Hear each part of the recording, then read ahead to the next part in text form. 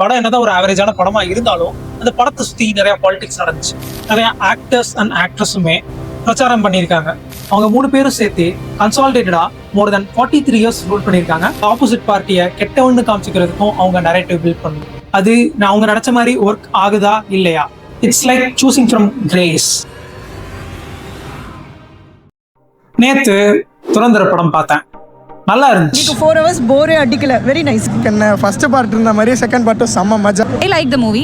படமே நல்லா இருந்துச்சு bro. 4 மணி நேரம் மாதிரியே தெரியல bro படம். பட் இருந்தும் ட்விட்டர்ல இதை பத்தி ஒரு பெரிய டிபேட்டே போயிட்டு இருந்துச்சு.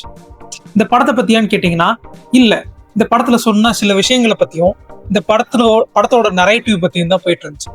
ஒரு குரூப் என்னன்னா இந்த படமே ஒரு ப்ரோபகேண்டா அப்படின்னு சொல்றாங்க. பாஜக அரசு அதிகாரத்துக்கு வந்ததுக்கு பின்னால் துறையையும் ஊடகத்தையும் தங்களுடைய கட்சியின் பிரச்சாரத்திற்காக, தங்களுடைய கொள்கையின் இந்துத்துவ பிரச்சாரத்துக்காக பயன்படுத்திக் கொண்டிருப்பது வாடிக்கையாக நம்ம பார்க்கிறோம்.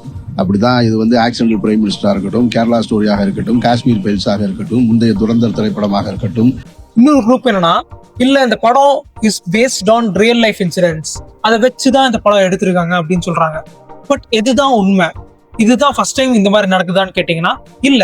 2 months பேக் பராசக்தி ரிலீஸ் ஆனப்ப படம் என்னதான் ஒரு ஆவரேஜான படமா இருந்தாலும் அந்த படத்தை சுத்தி நிறைய பாலிடிக்ஸ் நடந்துச்சு. ஸோ ஏன் இப்படி பண்றாங்க? ஒரு படத்தை படமா தானே பார்க்கணும், ஏன் அதுல இவ்வளவு பாலிடிக்ஸ் அண்ட் ப்ரோபகேண்டா மிக்ஸ் பண்றாங்க? ஒரு படத்தை ஏன் ஒரு வெப்பன் மாதிரியோ ஒரு டூல் மாதிரியோ யூஸ் பண்றாங்க? ஏன்னா cinema is a medium of communication. ஈஸியா ஒரே நேரத்துல பல லட்சம் மக்கள்ல இருந்து பல கோடி மக்கள் வரைக்கும் கம்யூனிகேட் பண்ணலாம். நம்ம சொன்னாலும் சொல்லலைனாலும் பல விஷயங்களை நம்ம சினிமால இருந்தா கத்துக்கிறோம். உதாரணத்துக்கு கர்ச்சீஃப் போட்டு எடுத்தா கைரேகை அழியாதுன்னு சொல்லி கொடுத்ததும் சினிமா தான். அதே கர்ச்சீஃப் போட்டு எடுத்தா அழிஞ்சிரும் சொல்லி கொடுத்ததும் சினிமா தான். சில பேர் சொல்லுவாங்க சினிமா ஒரு ஆர்ட் தானே ப்ரோ, அதை ஒரு என்டர்டெயின்மெண்டா டைம் பாஸா பாருங்க, ஏன் இவ்வளவு சீரியஸா எடுத்துக்கிறீங்கன்னு கேட்பாங்க. I agree, cinema is an art. But what is art? Art is a form of expression and a medium of influence. Art மூலமா தான் பல இன்ஃப்ளூயன்ஸ் நடந்திருக்கு.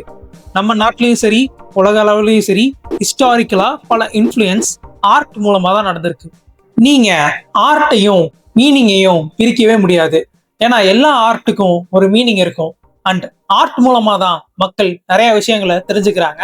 அண்ட் மோர் இம்பார்ட்டன்ட்லி ஆர்ட் மூலமா தான் அவேர்னஸ் சீக்கிரமா ஸ்ப்ரெட் ஆகும். ரவிவர்மனுடைய பெயிண்டிங்ஸா இருக்கட்டும், இல்ல பாரதியாருடைய கவிதைகளா இருக்கட்டும், எல்லாமே மக்களுக்கு ஒரு மீனிங் சொல்ல உருவாக்கப்பட்டதுதான். சுதந்திர காலகட்டத்திலையும் கூட மக்களுக்கு தேசபக்தி ஊட்டணுங்கிறதுக்கோசரம் நிறைய நாடகங்கள் தான் போடப்பட்டுச்சு. ஸோ ஹிஸ்டாரிக்கலாவே art was used as a form of mass communication to spread awareness and campaigning. So as a art form சினிமாவையும் ஒரு டூலா யூஸ் பண்றாங்க.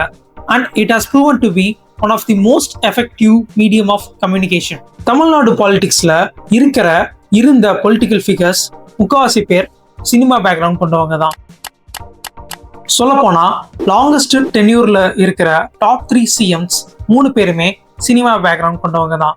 அவங்க 3 பேரும் சேர்த்து கன்சாலிடேட்டடா மோர் தென் 43 இயர்ஸ் ரூல் பண்ணியிருக்காங்க, which is close to around 60% of the entire ruling period in Tamil Nadu.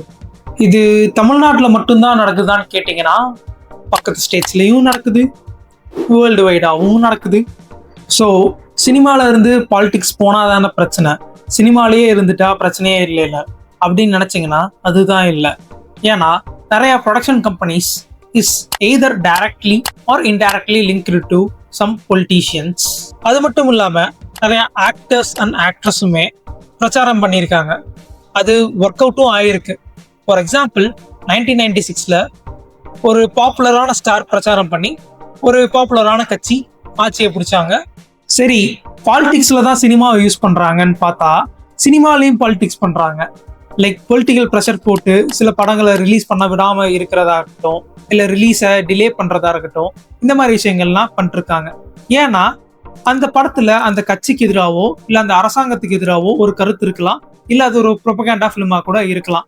சரி, இவ்வளோ செலவு பண்ணி இந்த ஃபிலிம்ஸ்லாம் எடுக்கிறாங்களே, அது அவங்க நினைச்ச மாதிரி ஒர்க் ஆகுதா இல்லையான்னு கேட்டா அது ஒர்க் ஆகுதுங்கிற மாதிரி தான் அவங்க நம்பிட்டு இருக்காங்க. இன்னும் சொல்ல போனா சில பேர் இந்த ஃபிலிம்ஸ் ரிலீஸ் ஆனா significant amount of vote percentage increase ஆகும்னு நம்பிட்டு இருக்காங்க. ஏன் இன்ஃப்ளூயன்ஸ் பண்ணுதுன்னு அவங்க நம்புறாங்க? ஏன்னா election is a game of narratives.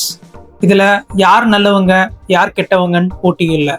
ஏன்னா எல்லாருமே கெட்டவங்க தான்னு எல்லாருக்கும் தெரியும். ஸோ இதுல யார் இருக்கிற ஆப்ஷன்ஸ்ல கொஞ்சம் பெட்டரா தெரிகிறாங்கிறது தான் போட்டியே. It's like choosing from grace. So இதுக்கு அவங்க யூஸ் பண்ற ஒரு முக்கியமான டூல் என்னன்னு பார்த்தீங்கன்னா narrative building.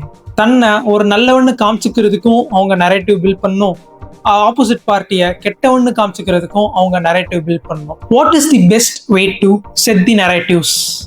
It is using the films. அதனால தான் எல்லா பொலிட்டிக்கல் பார்ட்டிஸும் அவங்க நரேட்டிவ்ஸை செட் பண்ணுறதுக்கு மூவிஸ் யூஸ் பண்ணுறாங்க. சரி, இவங்க பில்ட் பண்ண இந்த நரேட்டிவ்ஸ் ஆக்சுவல் எலெக்ஷனில் இவங்க நினச்ச மாதிரி இம்பேக்ட் கொடுத்துச்சா இல்லையா? நம்ம அதை நெக்ஸ்ட் வீடியோவில் பார்ப்போம். இந்த வீடியோ பிடிச்சிருந்துச்சுன்னா லைக் பண்ணுங்கள்.